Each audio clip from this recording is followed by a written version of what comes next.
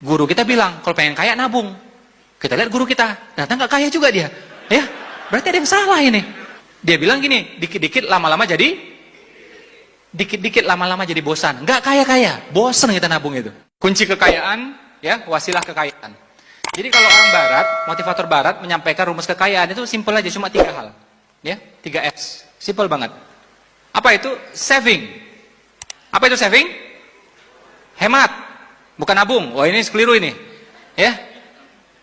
Ya, benar, arti lainnya memang nabung, tapi di sini artinya berhemat.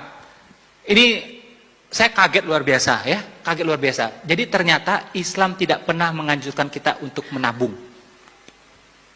Tunjukin dalilnya sama saya kalau ada. Yang ada cuma cadangan tunai. Itu ada, dianjurkan dalam Islam. 4 bulan dianjurkan. Tapi anjuran ada uang, tabung, ada uang, tabung, ada, tidak ada dalam Islam. Tunjukin sama saya kalau ada. Islam rasional banget. Kalau pengen kaya apa? Dagang. Pengen kaya apa? Investasi. Tidak ada perintah untuk nabung. Guru kita bilang, kalau pengen kaya nabung. Kita lihat guru kita, ternyata nggak kaya juga dia. Ya, berarti ada yang salah ini. Ada yang salah dengan ini nih. Ya, dia bilang gini, dikit-dikit lama-lama jadi bosan. Nggak kaya-kaya, bosan kita nabung itu. Nabung, coba, mohon maaf ya, bunga di bank berapa? 4%, 6%. Inflasi di Indonesia berapa? 10%. Gimana mau kaya coba? Islam rasional banget, dagang kalau nggak investasi. Ya, dagang kalau nggak investasi. Investasi artinya apa? Ada uang yang diputar, ngasih manfaat. Realnya gini, Islam ini konkret banget, real banget. Ya, jadi kalau agama yang mengajar kekayaan itu Islam yang sangat real, sangat konkret.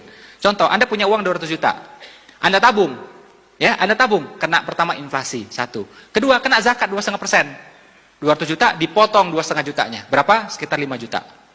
Jadi 5 jutanya langsung dipotong. Tapi 200 juta Anda putar dalam bisnis, untungnya 20 juta, yang kena zakat itu cuma 20 jutanya. Ya, 2,5 kali 20 juta. Jadi penaltinya lebih sedikit. Kurang lebih seperti itu. Ya, jadi Islam menghargai uang yang berputar. Timbang diam seperti itu aja. Ya, makanya saya tidak ketemu dalil yang mengatakan disuruh nabung dalam Islam. Tidak ada. Ya, tidak ada sama sekali. Yang ada adalah cadangan tunai. Laki-laki baiknya menyiapkan cadangan tunai buat istrinya itu 4 bulan penafkahan. Biar istri itu tenang. Tapi kalau tiap tanggal 28 uang habis, 28 habis, nah, itu pasti istri deg-degan itu. Ya, istri harus dibikin tenang.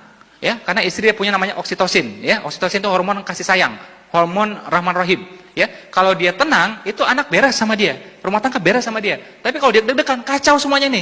Suami lihat dia juga nggak tenang, anak lihat dia nggak tenang. Ah, rumah tangga jadinya nggak enak. Saldo cukup 12 bulan bahkan. Nah, berlian sebelah sini ada, oke? Properti ada. Ah, udah pasti tenang tuh, nyusui pasti enak udah itu. Ya. Makanya kalau mau romantis ya nggak cukup tuh romantis kasih bunga, nggak cukup. Kalau mau romantis kasih bunga sekalian tamannya dan rumahnya, itu baru romantis. Ya, itu baru romantis. Wanita boleh cari nafkah, tapi tidak ada keharusan, tidak ada anjuran. Wajib tidak, sunnah tidak. Hukumnya apa? Cuma mubah. Tapi laki-laki mesti fight cari nafkah.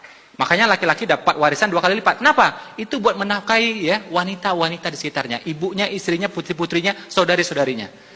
Maka saya bilang laki-laki mesti kuat cari uangnya, mesti sungguh-sungguh. Zaman dulu orang cari nafkah, ya laki-laki itu sampai berburu, menombak, memanah, ya menyelam, melompat, oke, menerkam supaya dapat nafkah, ya supaya dapat nafkah itu. Jadi cari nafkah memang itu agak stres dikit, agak capek dikit, kadang-kadang beresiko. Nah tapi turusannya laki-laki. Nah wanita jangan sampai stres kayak gituan. Ya, jadi andai kata wanita cari nafkah pun, bikinlah yang santai-santai, yang tenang-tenang aja. Jangan sampai stres. Kalau stres, kasih ke laki-laki, kasih ke suaminya. Makanya kalau laki-laki dibanding wanita, wanita tidak harus bisa cari uang. Yang penting apa? Bisa minta uang. Itu aja. Bisa minta uang itu aja udah cukup. Saving, hemat 1. Sekaya apapun Anda, berapapun income Anda, tapi nggak bisa saving, nggak bisa hemat, nggak bakal kaya. Nggak bakal kaya. Karena bocor terus dia. Dan barang tuh nggak ada selesai-selesainya. Tas, Kate Spade 4 juta, Michael Kors 5 juta. Naik lagi, ya, Gucci 6 juta. Kapan selesainya coba? Yang kedua selling. Makanya orang kalau tidak suka selling, pasti hidupnya gitu-gitu aja. Kalau pengen perubahan, suka dengan selling, suka dengan dunia penjualan. Nah, saving itu ngerem. Selling itu ngegas. Dua-duanya masih ada. Yang cilaka rumah tangga, selling enggak ada, saving enggak ada, kolaps itu pasti itu. Pasti ngutang aja hobinya itu udah. Ya. Dia enggak suka jualan, enggak suka nabung. Ya sudah, mau ngapain coba? Harusnya apa? Suka jualan, dapat untung, dapat profit, dapat komisi. Ini yang di saving. Nah, terjadilah selisihnya. Selisihnya diapain? Dijadikan shelter. Apa itu shelter? Tempat kita bernaung. Apartemen, rumah, ruko, apa saja. Ya, tempat kita bernaung. 3S rumus kaya cuma ini. Cuma ini, cuma ini, cuma ini. Ya. Kalau orang barat mengatakan ini, tapi kalau kita tambah lagi ya, bersedekah, berbakti sama orang tua, oke, duha ya, dan macam-macam. Nah, itu rezeki juga. Tapi kalau orang barat, motivator barat cuma nyampaikan 3 hal ini saja kalau Anda pengen kaya. 3 ini saja, nggak banyak-banyak. Saving, selling, shelter, cukup, kaya sudah. Nah, kalau orang nggak bisa jualan, nggak mau jualan, apa yang mau di saving coba? Uang-uangnya nggak ada, apa yang mau dihemat? Makanya ini mesti jalan sinkron semuanya. Sip? Mudah-mudahan nanti saya ketemu lagi ya, tidak ada lagi potongan muka-muka cicilan, udah nggak ada lagi.